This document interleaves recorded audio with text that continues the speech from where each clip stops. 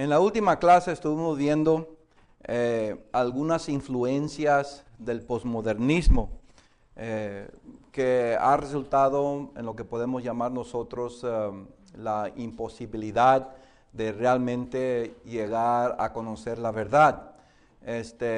Además vimos algunas influencias del posmodernismo en cuanto a un sistema de interpretación que se llama la hermenéutica narrativa o la nueva hermenéutica.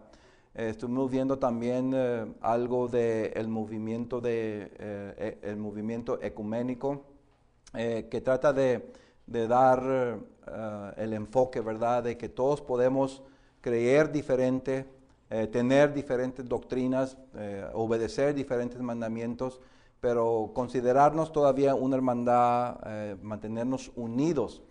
Y creo, hermanos, que Jesucristo, cuando habla de unidad, es el único que nos puede decir exactamente cómo podemos estar nosotros unidos.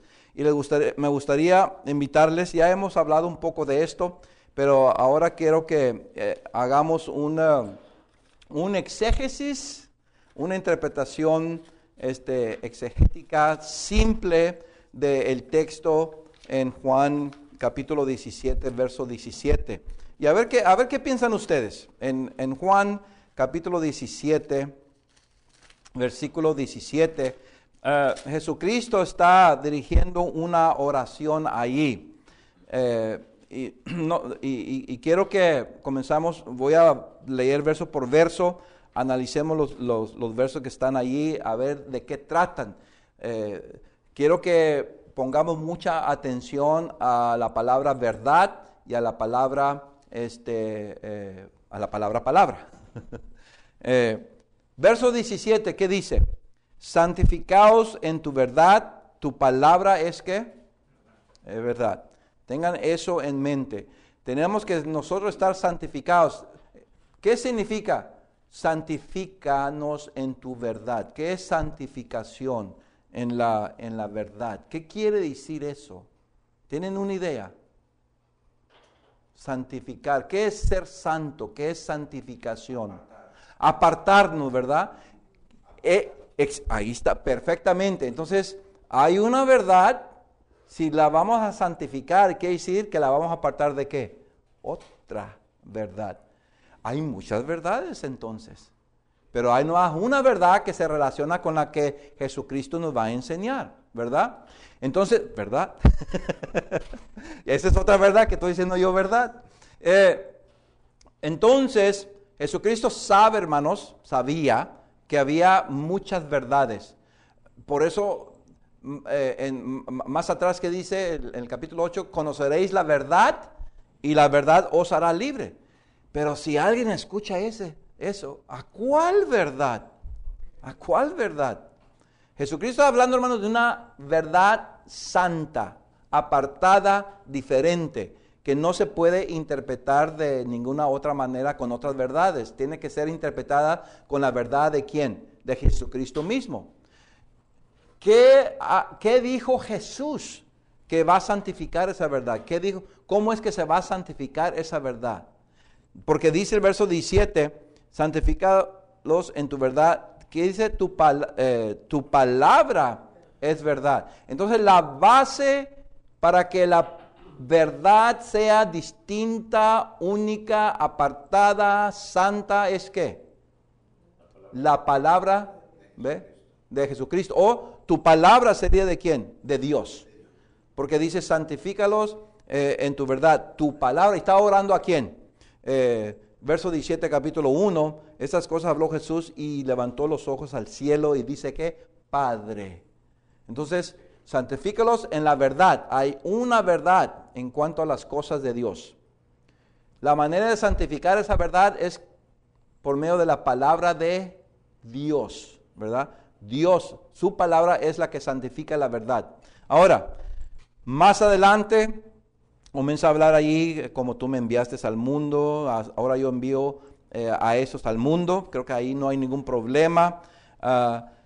Verso 19, y por ellos me santifico y a mí mismo, para que también ellos sean santificados en la verdad. Ahora, Noten ustedes verso 19. Y por ellos yo me santifico a mí mismo para que también ellos sean santificados en la verdad. ¿Cómo se santificó Jesús en cuanto a la verdad? A este momento, pues, la verdad es media abstracta aquí, ¿verdad? No se está definiendo muy bien. La vemos muy, muy general, como algo misterioso. Pero él a lo menos dice que, él se santificó en la verdad, porque dice, yo me santifiqué en la verdad para que ellos también sean santificados, ¿qué? En la verdad como yo. Ok, cuando Jesús obedece la palabra de Dios, Él se santifica en la verdad. Si yo oigo, practico la verdad, la palabra de Dios, yo estoy en la verdad. ¿Se fijan ustedes? Hay muchas verdades aquí, pero si yo estudio, interpreto, llego a unas conclusiones de la palabra de Dios, entonces ¿qué va a pasar? Santifico a la verdad. Yo estoy santificado en la verdad. Quiere decir que yo tengo la verdad por la palabra de Dios. ¿No es así lo que dice a este momento? Ok, noten ustedes más adelante, verso 20. Ahora va a hablar de Agustín y de Armando y de Andrés y de Gloria y de Renzo y de Eduardo. Porque dice, mas no ruego solamente por estos. ¿Quiénes son estos? Hágame una interpretación de este, ¿cómo? Pronombre. Los apóstoles. Porque Jesús está orando por ¿quién? Primero, por los apóstoles, santifícalos en la verdad. Tu palabra es verdad. Entonces lo que Jesús oyó del Padre, Él practicó. Y muchas veces dijo Jesús que yo no hago mi propia voluntad, sino de aquel que me envió. Él obedecía y practicaba lo que Dios le decía. Ahora los apóstoles reciben ¿qué? La palabra de Jesús, que es también la palabra de Dios, ¿verdad?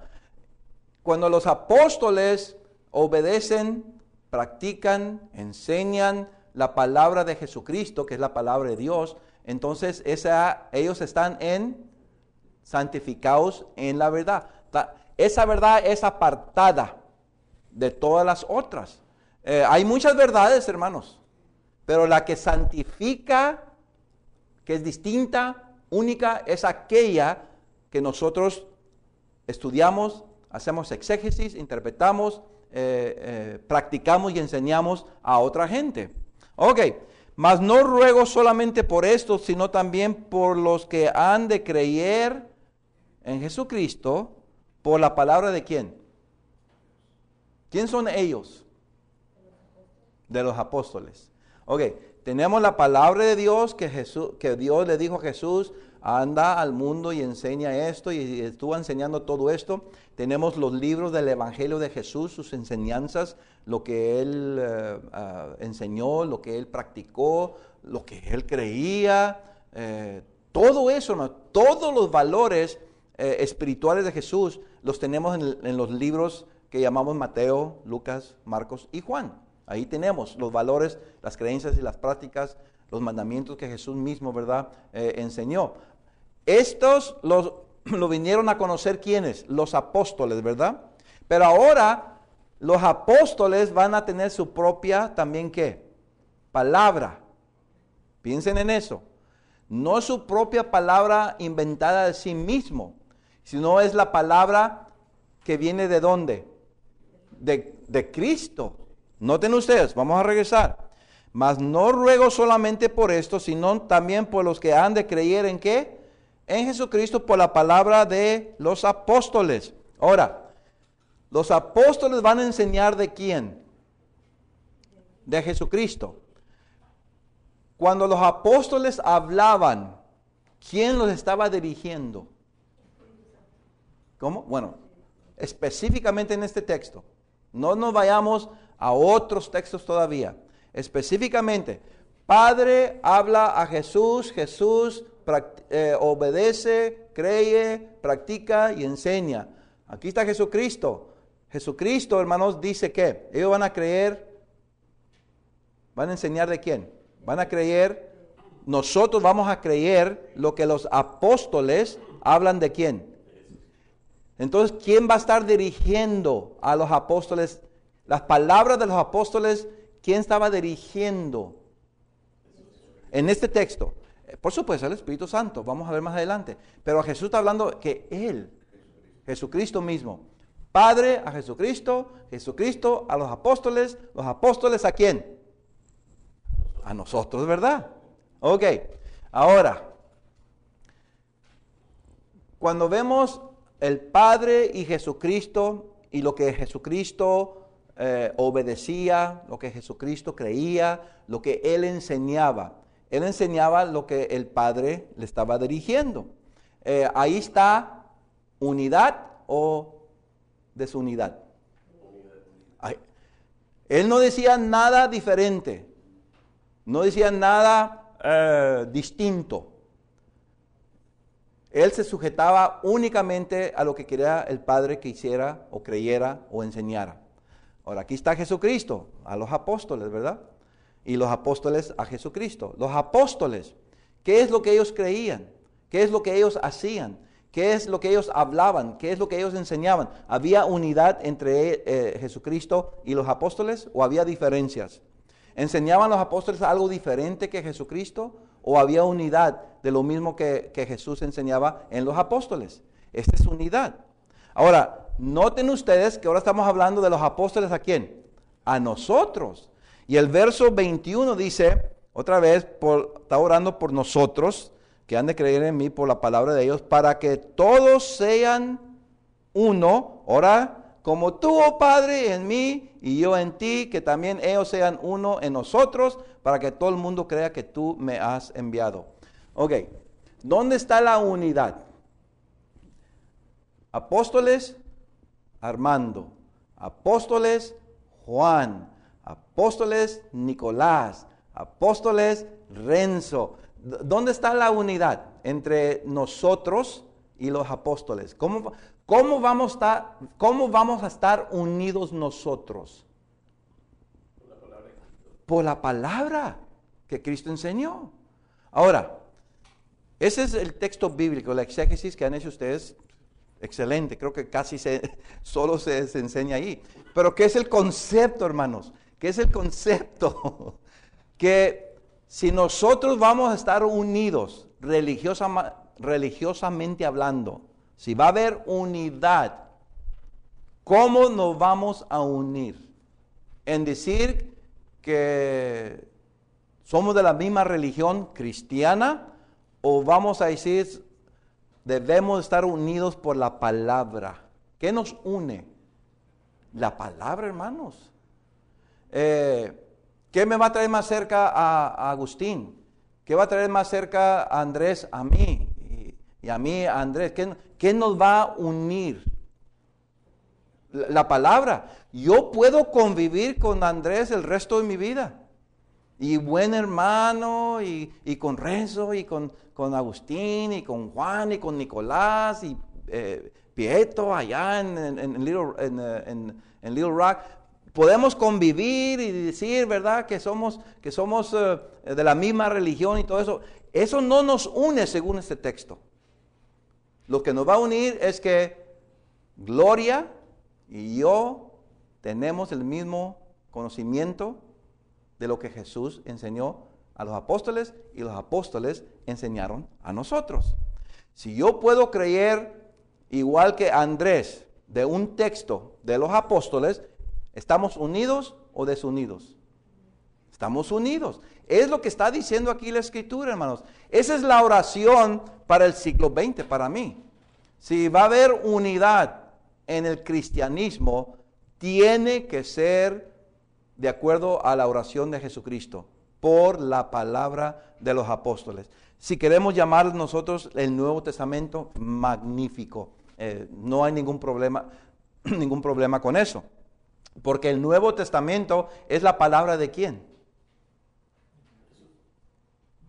De los apóstoles. ¿Y quién los dirigió? Quiero que se aprendan eso, hermanos, porque ahorita vamos a dar más detallito. Nosotros estudiamos la Biblia, ¿verdad? Esto que nosotros recibimos es de los apóstoles. Los apóstoles lo recibió de Jesucristo, ¿ok? Y tiene de la transmisión desde Jesús a los apóstoles, sabemos que no hay desigualdad, hay uniformidad, ¿sí? Desde los apóstoles a todos los demás debe de ser el mismo que, según la oración, versículo 21, para que ellos también sean uno, todos nosotros seamos uno. Tiene que haber también ¿qué? Uniformidad. Uniformidad en la palabra, no uniformidad en comunión. Uniformidad en la palabra, no en uniformidad que somos cristianos.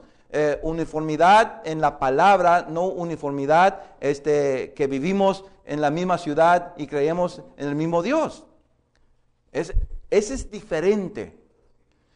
Tenemos que ver, hermanos, entonces que para el siglo XX, unidad en la palabra de Dios es la oración que Jesús, hermanos, dirigió en el primer siglo y que nosotros en el siglo XXI tenemos que apegarnos a eso. ¿Cómo lo vamos a hacer? Bueno, una manera sencilla sería que tener una base adecuada para interpretar las Escrituras.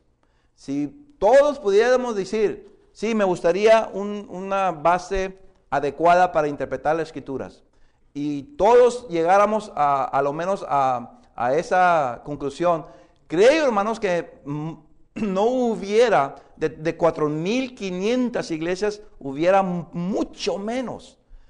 Nos estuviéramos uniendo más por la palabra. En este momento creo que nos estamos alejando más.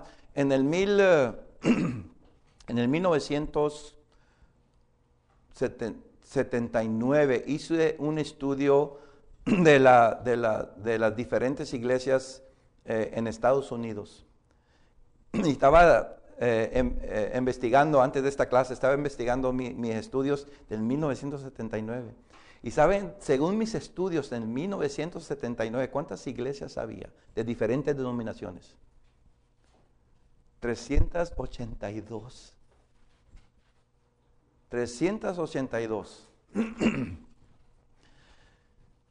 Se hizo otro estudio, no su servidor, se hizo otro estudio hace como unos 5 años. Y es cuando les di la cifra a ustedes de más de 4,000 iglesias, diferentes denominación con diferentes creencias, diferentes prácticas. De casi 400 a 4,000, hermanos. ¿Qué está pasando? No, para mí no estamos siguiendo esta oración de nuestro Señor Jesucristo, que nos unamos por la palabra, que lleguemos a acuerdos, practicar las mismas cosas, creer las mismas cosas, enseñar las mismas cosas. Y vamos a ver, hermanos, de aquí en adelante que aparte que esa era la oración de Jesucristo, que esa vino a ser una de las prácticas del primer siglo, de mantenerse unidos en la palabra de los apóstoles, porque era la palabra de Jesucristo. Vamos a ver enseguida, noten ustedes, punto número 4 ahí, la base para una interpretación adecuada. Uso la palabra adecuada porque, hermanos, yo confieso que no es perfecta. Es una base para interpretación adecuada. Creo que nos ayudaría para poder llegar a unas conclusiones mejores, todos juntos, de llegar a decir, esta es la mejor interpretación de la palabra de Dios. Aquí están los puntos, 1, 2, 3, 4, bajo la inspiración de las Escrituras, que es el primer punto. Dios habló directamente al hombre, vamos a ver eso. Las Escrituras nuevas de los apóstoles y otros escritores. Noten ahí la palabra escrituras nuevas. El apoderamiento de los apóstoles es otro punto que vamos a ver aquí. Y el reclamo de los apóstoles. Estas 4 características de la inspiración de las Escrituras, hermanos, nos van a dar a nosotros una base para primeramente aceptar que lo que se vino a comunicar por los apóstoles era algo sagrado, santo. Por lo tanto, ¿era qué? La verdad.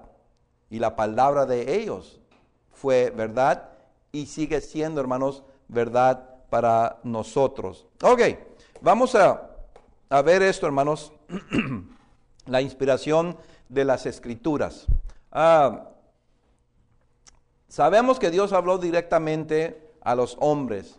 Dios siempre ha querido, hermanos, dirigirse a su pueblo, dejar algo para que tengan allí, para recordar lo que Él ha hablado. Por eso en Deuteronomio capítulo 6, ya estudiamos eso, en Deuteronomio capítulo 6, en el versículo 1 al 3, ahí Moisés dice, o Dios le dice a Moisés que escriba estas cosas y que las tengan todos los días para que los hijos y los hijos de los hijos conozcan la voluntad de Dios. El propósito de Dios es ¿qué? Dejar algo escrito ¿para qué? Que nosotros sigamos ¿qué? Leyendo, estudiando y enseñando a nuestros hijos y los hijos a los hijos. La palabra de Dios no debe de cambiar de la generación de Moisés a la generación de David. No debe de cambiar. Es la misma palabra. ¿Qué diferencia hay de la palabra de Dios que Dios dejó a Moisés en el 1400, vamos a decir, y la palabra que David y otros profetas estudiaron en el año 1000? ¿Qué diferencia hay? No hay diferencia, es la misma. Es lo que quiere Dios, que las palabras que Él hable sean ¿qué? Consecutivamente ¿qué? Las mismas que se van a creer y aceptar y a practicar. Ese es el mandamiento, vamos a decir, de Deuteronomio capítulo 6, versículo 1 al 3. Lo inspirado por Dios, hermanos, debería enseñarse por lo que vemos allí en Deuteronomio capítulo 6, verso 1. Cuando se enseña la palabra de Dios, ahí en Deuteronomio, ¿qué es lo que se requiere? ¿Qué es lo que se requiere? Si yo puedo enseñar a ustedes la palabra de Dios, ¿verdad? Y ya estamos hablando de los tiempos de Moisés. Moisés puede enseñar la palabra de Dios. Ahí, vamos a decir que ahí estaba Armando, ahí estaba Agustín, ¿verdad? Ahí estábamos nosotros. Bueno, Moisés va a enseñar a nosotros la palabra de Dios. Pero si yo soy como me conozco, hermanos, esa palabra de Dios se me va a olvidar muy pronto. ¿Qué se requiere entonces para enseñar la palabra de Dios? Una de las primeras cosas, bueno, que alguien lo transmite, ¿verdad? Es lo que está haciendo Moisés. Pero después, escribirlas. Dios, hermanos, en su sabiduría deja algo escrito. La gente puede ahora ¿qué? Estudiar. Se le puede enseñar, estudiar y saber qué practicar allí. Y por eso en Deuteronomio capítulo 27, versículo 1 al 8, Deuteronomio capítulo 27, versículo 1 al 8, y Josué capítulo 8, versos 30 y 31. Josué capítulo 8, versos 30 y 31. Allí vemos, hermanos, que se hicieron ¿qué? Copias. Se hicieron copias del Torah, los 5 libros que llamamos el Pentateuco. Josué, con toda probabilidad, siguió haciendo copias, no únicamente de lo que él hizo en las batallas, pero creo que también copias por lo que vemos ahí en Josué. Léanlo bien Josué, hermanos. Él hizo copias y las dejó allí. ¿Para qué son las copias? ¿Por qué se escribe esto? Para que se siga enseñando ¿qué? A las generaciones que vienen. Las escrituras, hermanos, antiguas eran consideradas inspiradas. En segunda de Pedro, ese sí lo voy a leer porque es una de las claves de la interpretación. En segunda de Pedro, capítulo 2, segunda de Pedro, capítulo 2, en el versículo 21.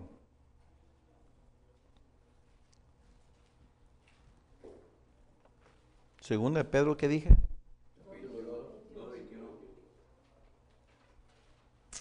Bueno, ahí habla del mandamiento santo. Porque mejor les hubiera sido no haber conocido el camino de la justicia que después de haberlo conocido volverse atrás del santo mandamiento que les fue dado. Hace un momento hablamos de que la santificación. Ahora estamos hablando de ya específicamente que de mandamientos son santos, ¿verdad? Porque es palabra de Dios. Hay otro texto. ¿Cómo, hermana? No, es en 1 Corintios. No, vamos a 2 Timoteo, capítulo 3, verso 15. Ahorita vamos a ver esos textos también. Noten ustedes en 2 Timoteo, capítulo 3, verso 15.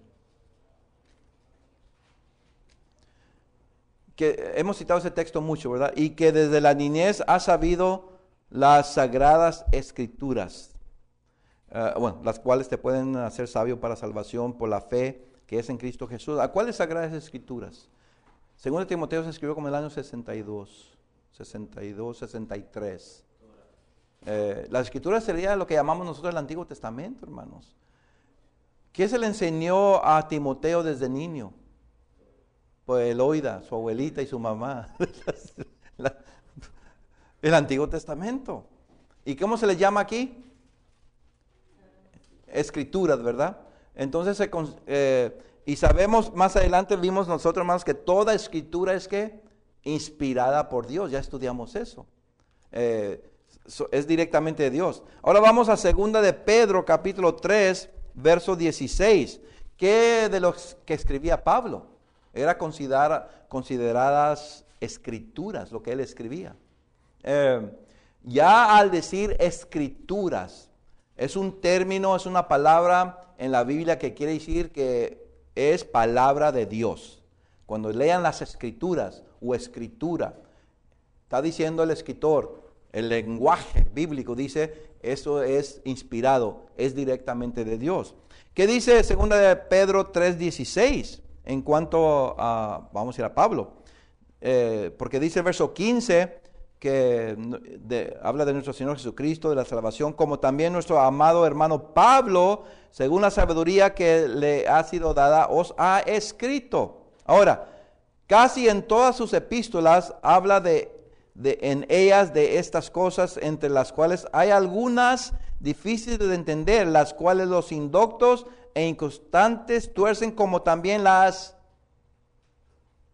otras escrituras. ¿Qué está haciendo Pedro? Que las epístolas de Pablo son como otras escrituras. Ese es el lenguaje allí. ¿Cómo consideraba Pedro las epístolas? Escritura. ¿Qué quiere decir eso? Que es mensaje de Dios, es revelación de Dios, es palabra de Dios directamente. Pedro mismo testificando, hermanos, que las epístolas de Pablo son escritura. Ok, entonces, hermanos, podemos ver nosotros que lo que escribieron los apóstoles, lo que tenemos aquí, es directamente de Dios. Pero ¿cómo vino eso? ¿Cómo vino eso? ¿Cómo sé yo que lo que dijo Pablo, lo que dijo Pedro, no es de su propia voluntad? ¿Cómo sé yo eso? ¿Cómo lo sé? Esa es la pregunta, hermanos, para a lo menos entender que cuando los profetas en el Antiguo Testamento hablaban, cuando los profetas, los apóstoles predicaban, no era palabra de ellos, era palabra directamente de Dios. Cuando decimos nosotros que la palabra era directamente de Dios, ya estamos hablando, hermanos, que Dios tiene el poder para influir la mente, implantar en la mente, directamente dar esa enseñanza y que se quede aquí, hermanos, en el cerebro y luego que se enseñe. Ese es milagroso. Yo lo que conozco, lo conozco después de como de 28 años, 30 años.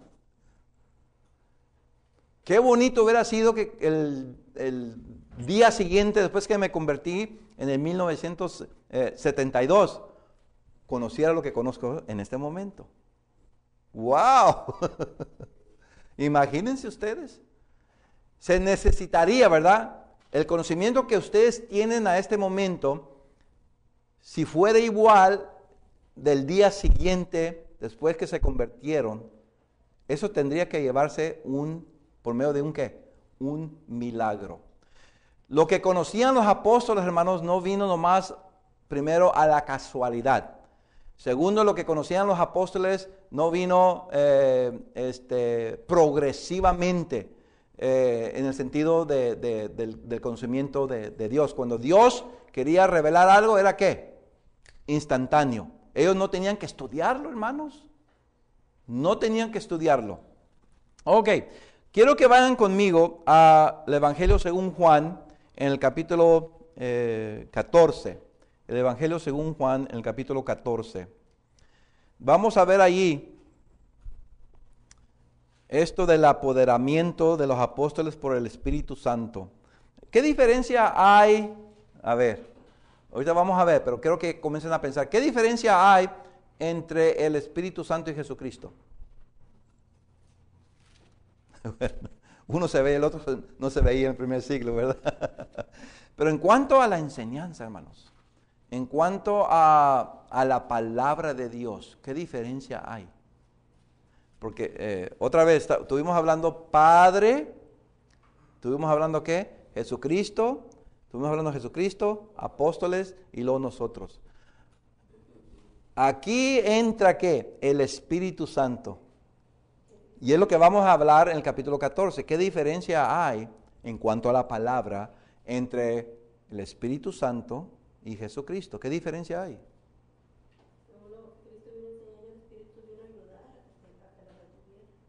¿El Espíritu Santo enseñaba diferente de lo que enseñaba Jesucristo? ¿Jesucristo enseñaba diferente al Espíritu Santo? ¿Verdad? ¿Ven, hermanos? Bueno, el poder que tenía el Espíritu Santo es el mismo que tenía Jesucristo. El poder que tenía Jesucristo es el mismo que tenía el Espíritu Santo. No hay diferencia, hermanos. No hay diferencia.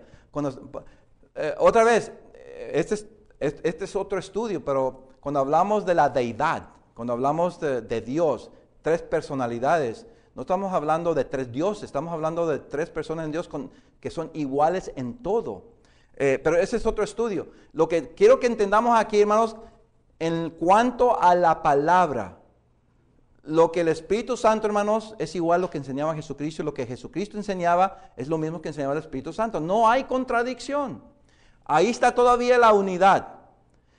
Jesucristo se va a ir para el cielo, ¿verdad? Pero ¿quién se va a quedar allí a enseñar a los apóstoles físicamente? ¿Quién se va a quedar allí? ¿Se fijan ustedes? Entonces, vamos a regresar al Evangelio según Juan, en el capítulo 14, y quiero que vean algunos puntos conmigo.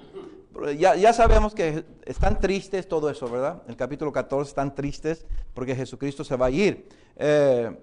Verso 10, ¿no creéis que yo soy en el Padre y el Padre en mí? Las palabras que yo os hablo, no las hablo por mi propia cuenta, sino que el Padre que me mora en mí, Él hace las obras. ¿Hay diferencia entre Padre y Jesucristo en palabras, obras? Los dos están unidos. Uno la hace, el otro también. Pero no está presente el Padre, pero Jesucristo sí, pero es la misma obra. Los dos están trabajando en ella. Y luego dice, creer en mí, en mis obras, más adelante, de ser glorificado. Si me amáis, verso 14, guardad mis mandamientos. Y sigue hablando, hermanos, allí de eso. Pero quiero que comencemos a notar verso 16. Y yo rogaré al Padre y os dará otro ¿qué? Consolador, para que esté con vosotros para siempre. Otro consolador. ¿Hubo otro consolador? ¿Quién es el otro consolador? Jesucristo. Si alguien dice, bíblicamente, ¿cuántos consoladores hay en la Biblia? ¿Qué van a decir ustedes? Ustedes están aprendiendo esto en este momento, pero van a enseñar allá, preguntan, ¿cuántos consoladores hay en la Biblia? Hay nomás un consolador, el Espíritu Santo. Bueno, dice aquí, si interpretamos bien este verso, ¿qué dice Jesucristo? No, hay dos. Yo soy uno y yo le voy a rogar al Padre que envíe otro. Es interesante, hermanos, ustedes que están estudiando griego, hagan un estudio de la palabra otro. No es heteros, la palabra otro se traduce de dos palabras, no son tres, pero hay dos más importantes. Hetero se traduce otro, y cuando leíamos el español, nosotros pensamos que otro, ¿verdad? Pero el griego no, él hacía diferencia. Heteros y alos. Heteros es diferente, distinto. Alos es igual con las mismas características. Aquí es alos. Igual con las mismas características. No hay diferencia en la palabra del Espíritu Santo, hermanos, y de Jesucristo. Lo que si Cristo hubiera querido estarse aquí en esta tierra por toda la eternidad, desde entonces no hubiera cambiado nada lo que hubiera hecho los apóstoles. ¿Me explico? Si Cristo estuviera vivo después de la resurrección, se hubiera quedado allá en Jerusalén, hubiera hecho lo mismo que el Espíritu Santo hizo. Pero no fue el plan. Cristo tuvo que irse a la diestra de Dios y reinar desde el cielo, ¿verdad? Pero dejó a otro igual que él. Lo único es que no es ¿qué? No es físico, hermanos. No es físico. Notemos esa palabra, consolador. Ok. Cuando hablamos de Jesucristo, en cuanto a la palabra, también hablamos de ¿quién? Del Espíritu Santo. Ahora, ¿qué va a hacer el Espíritu Santo? Lo mismo que hubiera hecho Jesús, si se hubiera quedado en la tierra, pero Jesús se tuvo que ir. Dice entonces, noten ustedes, el verso 17. Y el Espíritu de verdad, el cual el mundo no puede recibir, porque no le ve, ni le conoce, pero vosotros le conocéis, porque mora, ¿dónde? Mora con vosotros y estará en vosotros. Tengan este texto en mente, hermanos, cuando se estudie Hechos, porque creo que va a ayudar mucho en cuanto a interpretar cómo trabaja el Espíritu Santo. Pero quiero que, otra vez, verso 17, el Espíritu Santo, ¿verdad? Dice, porque no le ve ni le conoce, pero vosotros le conocéis porque mora con y estará en. Estará alrededor. No lo veo, pero yo sé que va a estar ahí. No únicamente porque me va en ocasiones a hablar, como en visión o algo así, pero yo voy a ver manifestaciones de ¿qué? Del Espíritu Santo. Obras del Espíritu Santo. Se van a ver, es lo que está diciendo Jesucristo. Pero no únicamente van a ver que el Espíritu Santo está allí funcionando, operando, pero también va a estar ¿dónde? Lo voy a tener aquí, no yo. Le dicen a los apóstoles, ¿verdad? Lo van a tener ¿dónde? Aquí. ¿Qué quiere decir eso? El Espíritu Santo lo voy a ver manifestándose, pero también lo voy a tener aquí, dentro de mí. Ok. Más adelante, hermanos, noten ustedes, sigue hablando ahí de guardar la palabra. El que me ama, mi palabra guardará. Noten que el Espíritu Santo está relacionado ¿con qué? Con la palabra.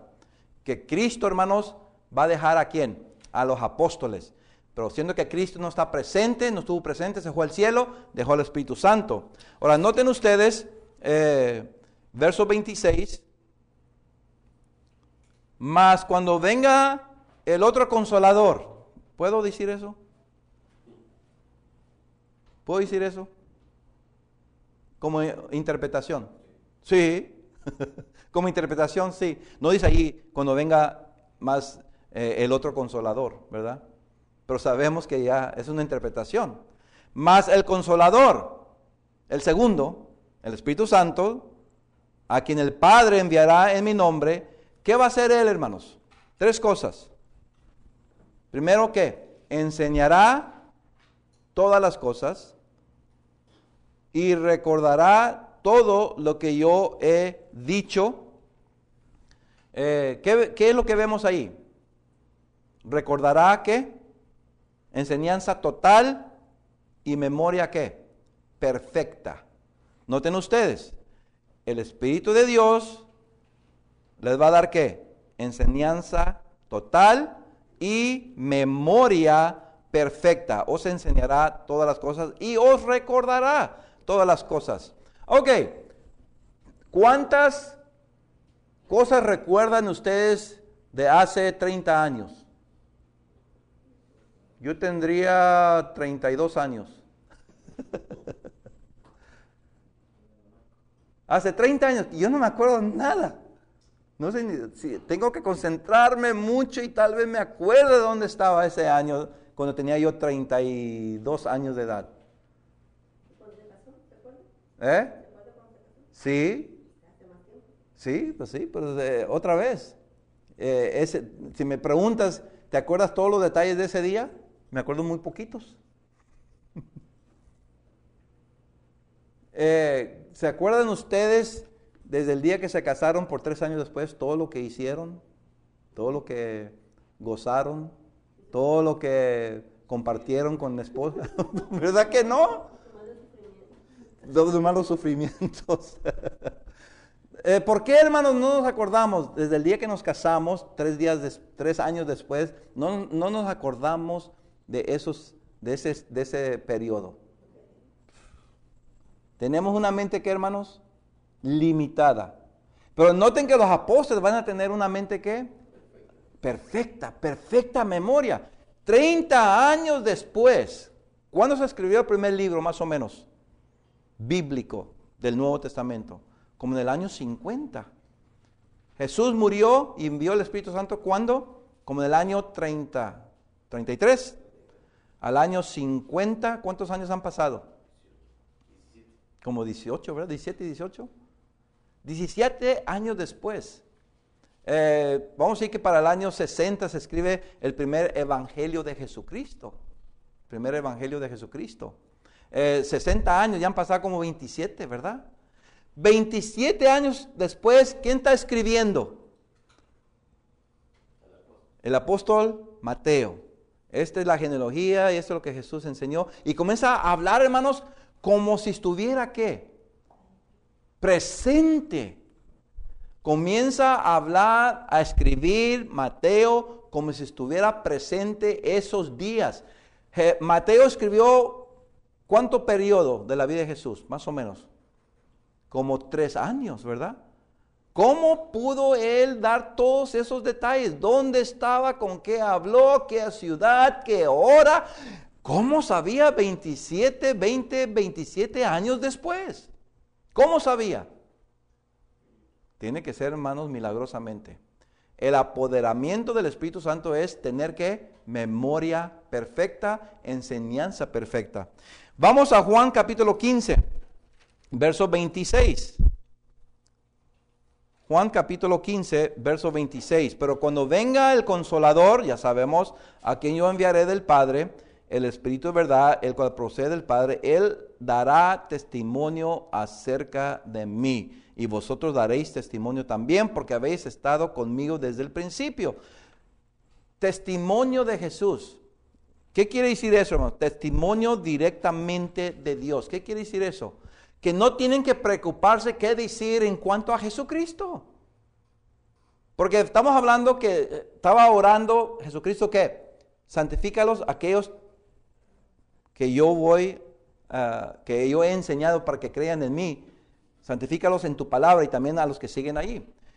Pero aquí tenemos los apóstoles. Cuando van a dar testimonio de Jesucristo, no están diciendo, a ver, déjame pensar, ¿qué hizo Jesucristo? A ver, ¿qué puedo decir yo de Jesucristo? No se pusieron a pensar, hermanos. Instantáneamente podían dar testimonio de Jesucristo. Mateo 10, 19. Noten ustedes, Mateo 10, 19.